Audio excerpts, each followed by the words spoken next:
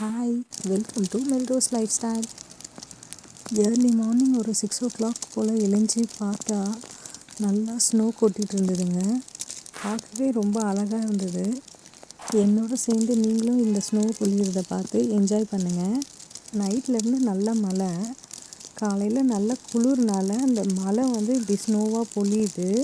இப்போ குளிர் பார்த்திங்கன்னா 0லேயும் -1லேயும் மாறி மாறி இருந்துகிட்ருக்கு.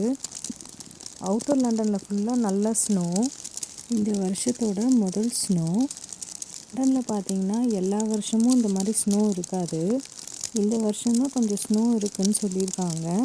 ஃப்ரிட்ஜிலேருந்து ஃப்ரீசர்லேருந்து எடுத்த ஐஸ் கொட்டுற மாதிரி கொட்டிகிட்டு இருந்தது பார்க்குறதுக்கு.